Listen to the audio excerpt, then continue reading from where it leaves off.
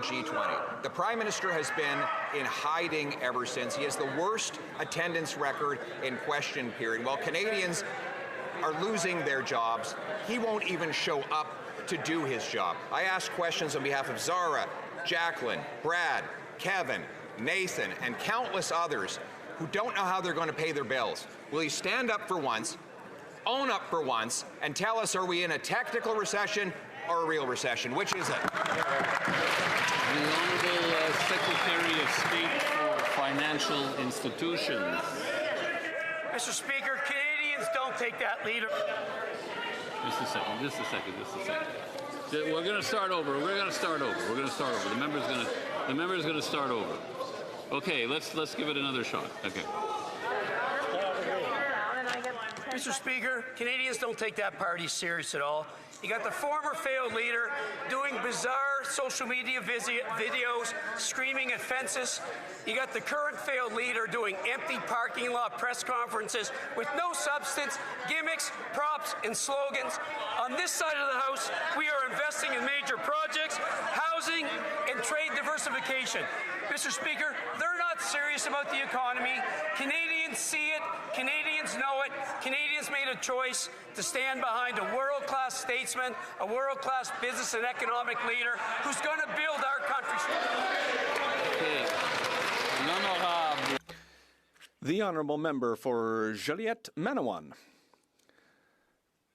Mr. Speaker, Amnesty International has denounced the inhumane housing crisis faced in particular by the Atikamekw Nation of Manawan. In Manawan, up to 23 people might be found living crammed into housing that's often unsanitary. These conditions contribute to the development of respiratory diseases.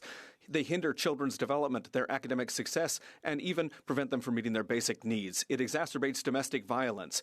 These are unacceptable living conditions that would never be tolerated anywhere else. Why does the government still tolerate the underfunding of Indigenous housing that plunges communities into these conditions?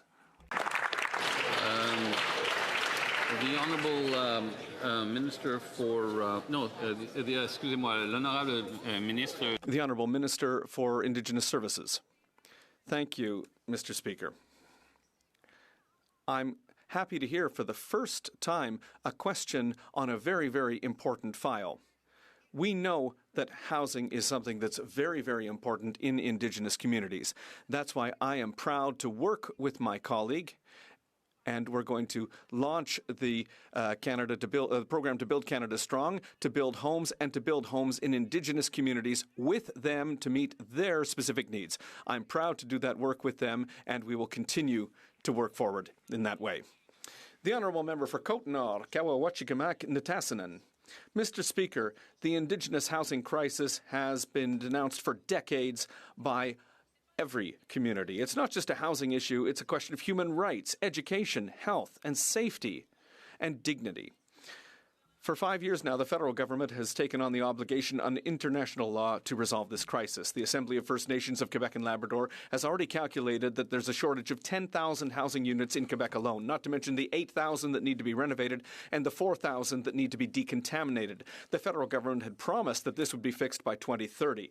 When will they work with communities to develop a predictable and achievable plan?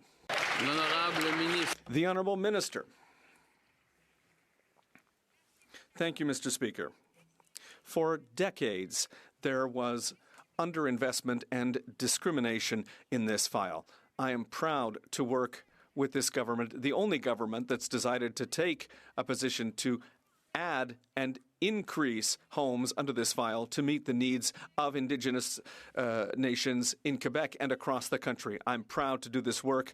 I am very happy to know that in the urban, rural and northern building program, we're doing this work together, not just with First Nations, but with those who are living in urban areas as well. It's very important to do that work. The government's excuses for the Liberal recession kept changing. First, they said it was world factors. Then we pointed out that none of the other G20 countries are in recession. Mexico, which shares a border with the U.S.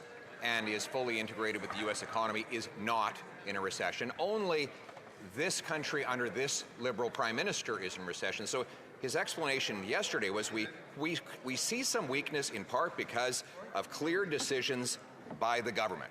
That's at least fair. He claims that we're not bringing enough immigration. If that's the case, Mr. Speaker, why is it that Canada has the lowest per capita GDP growth of any G7 country? The Honourable Parliamentary Secretary to the Minister of Energy. Mr. Speaker. Or something the Leader of the Opposition conveniently forgets and doesn't forget, depending how it serves him.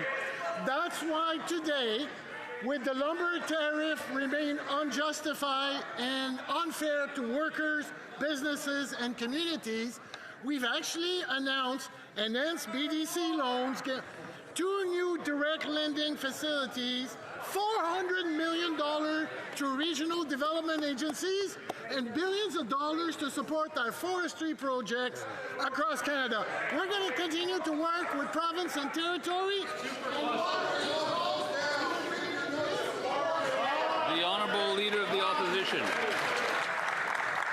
Mr. Speaker, the Prime Minister cannot even get up and defend his economic record. It is so bad. Instead, he has one of his backbenchers explain that they're spending billions and billions and billions of dollars on new bureaucracies that they've set up. That's exactly why the economy's in recession, because he's continued on with the same Liberal policies of the last 10 years, the same anti-development laws, the same expansion of the bureaucracy, the same corporate welfare, 12 new government agencies, and Canadians paying the bill with higher and higher prices. The question again, though, we all know that Canada is the only G20 country in recession. Can he explain why Canada has the lowest per capita GDP growth in the G7? The Honourable Secretary of State for Labour. Canadians don't want theatrics. That Conservative leader knows full well that we are in a trade war. That is creating real headwinds for the Canadian economy. But, Mr. Speaker, we have a plan, and we are confident in that plan. Mr. Speaker, one key pillar of that plan is building infrastructure. Major projects in the national interest, community infrastructure like roads and bridges and hospitals right across this country with Canadian steel. Mr. Speaker, at the end of the day, Mr. Speaker, we made a historic investment in the skilled trades. That's how you build a Canada strong. The Honourable Leader of the Opposition. Mr. Speaker, if the Prime Minister really believed any of that, he'd get up and say it himself. But instead, he states a few falsehoods, and then he goes into hiding, and he can't defend his own position. Said he's spreading false information when he says investment is up. Let me quote Statistics Canada, just verbatim, from their own government stats agency. Business capital investment fell 0.7% in the first quarter of 2026, the 5th consecutive quarterly decline.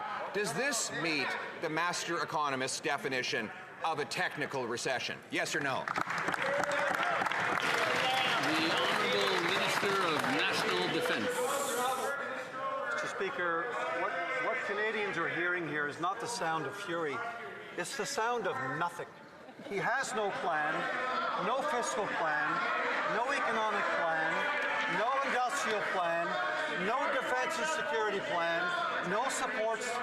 Where is the attempt to track record of spending $9 million in his personal office in 2024.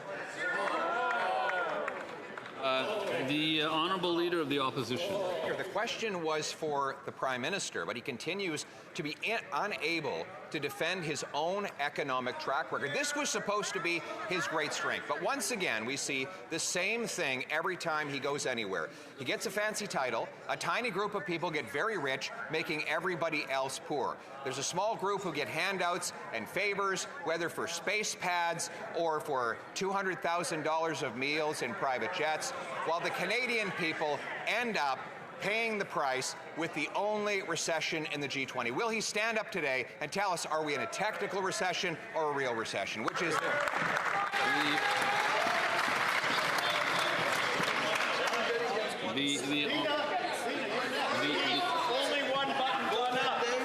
the Honourable Member for Kamloops, Thompson Nicolau. The Honourable Minister of Agriculture and Agri-Food. Thank you, Mr. Speaker. You know, Mr. Speaker, in the House today, there's a lot of rhetoric, Mr. Speaker, coming from the other side. And let me say, Mr. Speaker, you know what? I've been traveling across the country talking to farmers. Nobody over there has been talking to farmers, Mr. Speaker. Nobody over